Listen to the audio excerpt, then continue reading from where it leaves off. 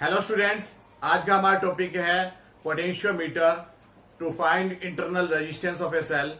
और अपने पिछले topic potentiometer to compare EMF of two cells में हमने पोटेंशियोमीटर के कंस्ट्रक्शन, उसकी वर्किंग और प्रिंसिपल के बारे में डिस्कशन किया था। अगर जिन स्टूडेंट्स ने वो टॉपिक नहीं देखा है वो उसे भी देख लें। आज भी मैं उसके बारे में बताऊंगा, पोटेंशियोमीटर के बारे में पूरी जानकारी दूंगा आपको।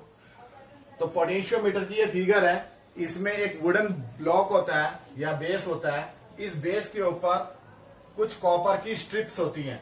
ये कॉपर की स्ट्रिप है, फर्स्ट स्ट्रिप, सेकंड स्ट्रिप, यहां पर भी 3 स्ट्रिप्स हैं, फर्स्ट, सेकंड एंड थर्ड। और इन टर्मिनल्स ए एंड बी के बीच में हम एक बैटरी, की एंड रियोस्टेट को कनेक्ट कर देते हैं।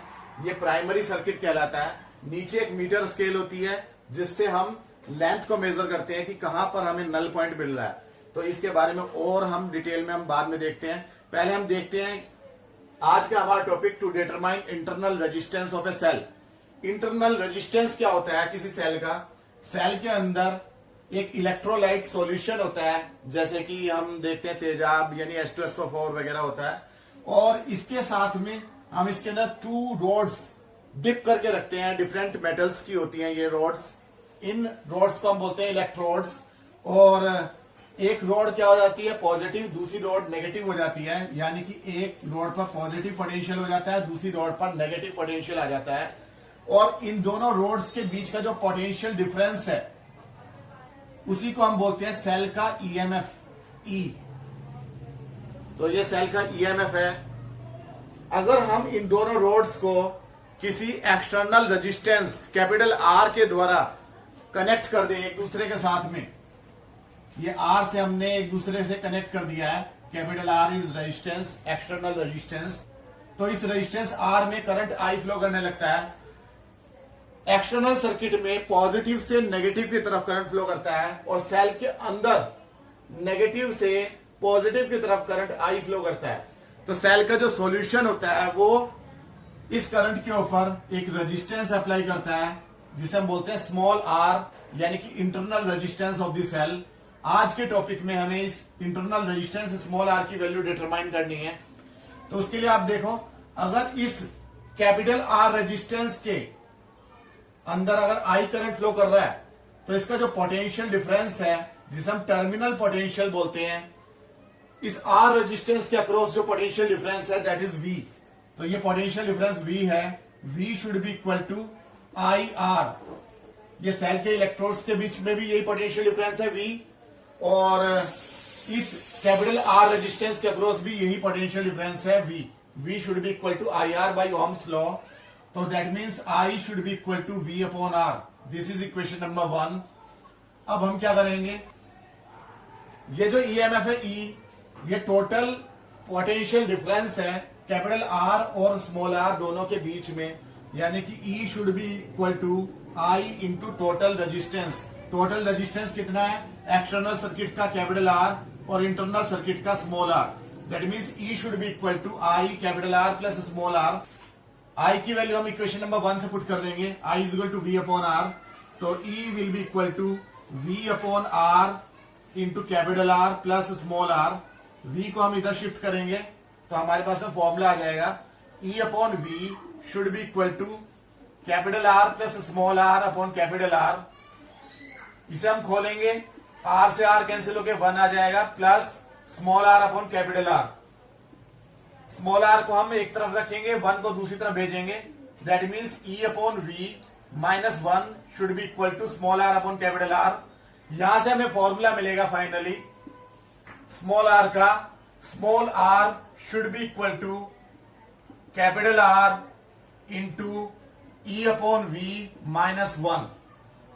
ई अपॉन वी माइनस 1 में कैपिटल आर की और मल्टीप्लीकेशन हो जाएगी। तो this is final formula for finding internal resistance of a cell. Internal resistance निकालने के लिए हमें यह पता होना चाहिए कि एक्सटर्नल रेजिस्टेंस हमने यहां कितना अप्लाई किया है, साथ में टर्मिनल पोटेंशियल डिफरेंस वी कितना है और सेल का ईएमएफ ई कितना है। तो सेल का ईएमएफ ई और टर्मिनल पोटेंशियल वी डिटरमाइन करने के लिए हम एक सेकेंडरी सर्किट बनाते हैं। तो यहां पर हम एक सेल लेंगे जिसका हमें इंटरनल रेजिस्टेंस फाइंड करना है।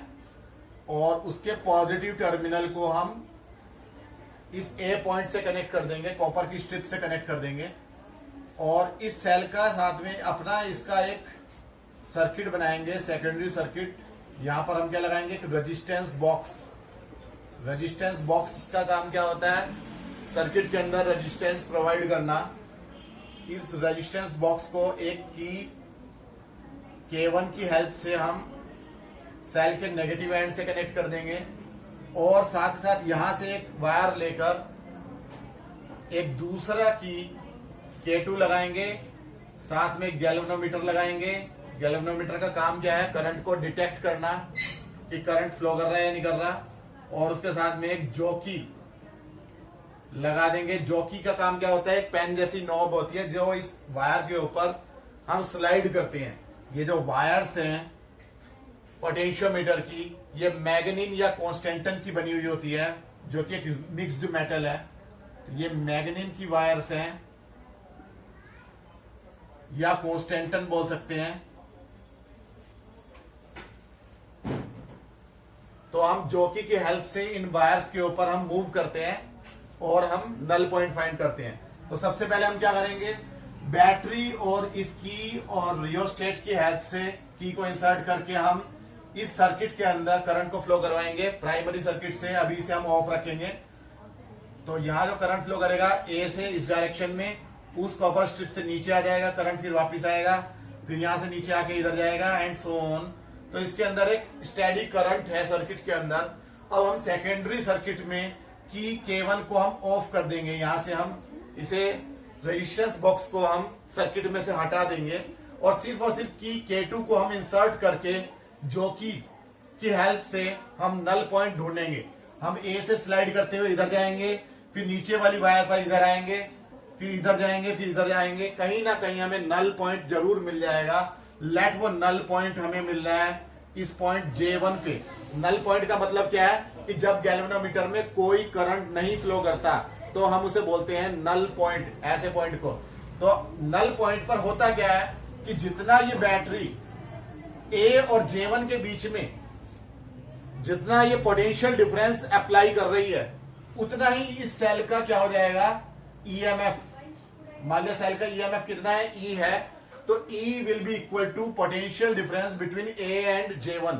क्योंकि बैटरी क्या चाहती है, इस सेल में अपना करंट फ्लो करवाना चाहती है। अगर सेल में से होकर बैटरी का करंट फ्लो करेगा, यानी कि हम इस जॉकी को कुछ लेफ्ट साइड में कनेक्ट करेंगे तो क्या होगा, या राइट साइड में कनेक्ट करेंगे तो क्या होगा, इस गैल्वेनोमीटर में एक डायरेक्शन में डिफ्लेक्शन आएगा क्योंकि सेल में से होकर बैटरी का करंट फ्लो करता है। और अगर सेल का करंट अपना फ्लो कर रहा है तो इस गैल्वेनोमीटर में दूसरी डायरेक्शन में डिफ्लेक्शन होगा। हमें ऐसा पॉइंट डिटरमाइन करना है जहां पर कोई डिफ्लेक्शन नहीं होता।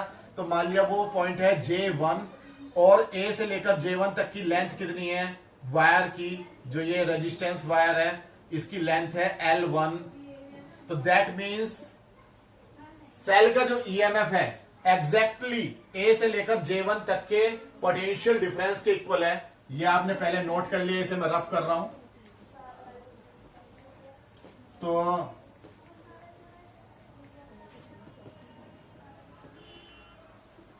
ईएमएफ ऑफ सेल यानी कि E will be equal to potential difference between A and J1। A and J1 के बीच का पोटेंशियल डिफरेंस कितना है, potential difference per unit length जो होता है उसे हम बोलते हैं पोटेंशियल ग्रेडियंट, यानी यूनिट लेंथ का पोटेंशियल डिफरेंस होता है K। ये हमने पिछले लेक्चर में भी देखा था। 1 सेंटीमीटर लेंथ का पोटेंशियल डिफरेंस कितना होता है K। अगर यहां से लेकर यहां तक की लेंथ L1 है तो L1 लेंथ का कितना हो जाएगा, 1 का पता है, L1 का निकालना है तो क्या हो जाएगा, K से मल्टीप्लाई हो जाएगी। यानी कि L1 सेंटीमीटर लेंथ का जो पोटेंशियल डिफरेंस होगा that will be equal to K into L1। तो E will be equal to KL1। ये जो फॉर्मूला था जिसमें हमें वैल्यू पुट करनी है, हमने उसे इक्वेशन नंबर 1 मान लिया। This is equation number 2। अब हम क्या करेंगे, हमें ईएमएफ के लिए फॉर्मूला पता चल गया। अब हम इसके टर्मिनल पोटेंशियल V के लिए फॉर्मूला निकालेंगे। उसके लिए हम रेजिस्टेंस बॉक्स में से एक रेजिस्टेंस को बाहर निकाल देंगे। इसमें कीज लगी हुई होती है रेजिस्टेंस बॉक्स में, एक की को बाहर निकाल देंगे तो उसके अंदर एक रेजिस्टेंस आ जाएगा सर्किट के अंदर R। और इस की K1 को भी इंसर्ट कर देंगे, साथ ही साथ की K2 को भी इंसर्ट कर देंगे। यहां तो ये प्राइमरी करंट फ्लो कर ही रहा है इस वाली बैटरी से, तो यहां पर एक ये सर्किट बन गया और इस सेल के पॉजिटिव से नेगेटिव की तरफ इस रेजिस्टेंस बॉक्स में से होकर एक करंट फ्लो करता रहेगा। तो अब जो सेल का ईएमएफ ई ना वर्क करके, बल्कि यहां पर जो सेल का जो है टर्मिनल पोटेंशियल आ जाएगा यहां से लेकर यहां तक का वी।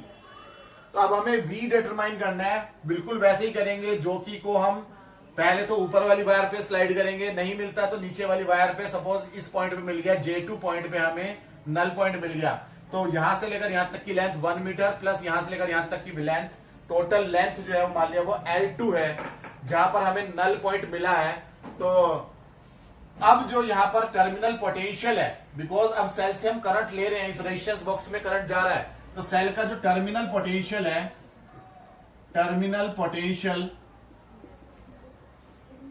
यानी कि V, that should be equal to potential difference between A and J2, potential difference between A and J2, A और J2 के बीच की लेंथ कितनी है, L2, यहां से लेकर यहां तक की, भाई ये लेंथ प्लस ये लेंथ, टोटल लेंथ कितनी है, L2 मान लिया हमने। यूनिट लेंथ का जो पोटेंशियल डिफरेंस होता है उसे हम मानते हैं K, इसे हम पोटेंशियल ग्रेडियंट बोलते हैं। तो L2 लेंथ का पोटेंशियल डिफरेंस कितना हो जाएगा, KL2, that means V should be equal to KL2। This is equation number 3। E और V की वैल्यू हम इक्वेशन नंबर 1 में पुट करेंगे। Putting from equation number 2 and 3 in equation number 1 हमें क्या मिल जाएगा, स्मॉल r की वैल्यू डिटरमाइन हो जाएगी। Small r will be equal to capital R into K से K कैंसिल हो जाएगा, L1 upon L2 minus 1। Meaning क्या है कि अगर हम सेल को इसकी K1 को ओपन रखकर सिर्फ और सिर्फ इस सेल को इंसर्ट करके हम नल पॉइंट ढूंढते हैं, उस नल पॉइंट की डिस्टेंस लेंथ कितनी आती है, टर्मिनल ए से L1 आती है, उस लेंथ L1 को मेजर कर लेंगे। फिर हम सेकेंडरी सर्किट रेजिस्टेंस बॉक्स में से करंट को फ्लो करवा के तब हम फिर से नल पॉइंट डिटरमाइन करेंगे और लेंथ कितनी आ जाएगी, L2, उसे डिटरमाइन कर लेंगे। और L1 और L2 के रेशियो में से 1 को माइनस करके जितना रेजिस्टेंस बॉक्स में से रेजिस्टेंस निकाला होगा, मान लिया 3 ओम, 5 ओम, 10 ओम, जितना भी निकाला है, उस रेजिस्टेंस को यहाँ पुट करके हम सेल का इंटरनल रेजिस्टेंस डिटरमाइन कर सकते हैं। तो हमारे साथ बने रहिए, नेक्स्ट वीडियो को देखिए। Thank you.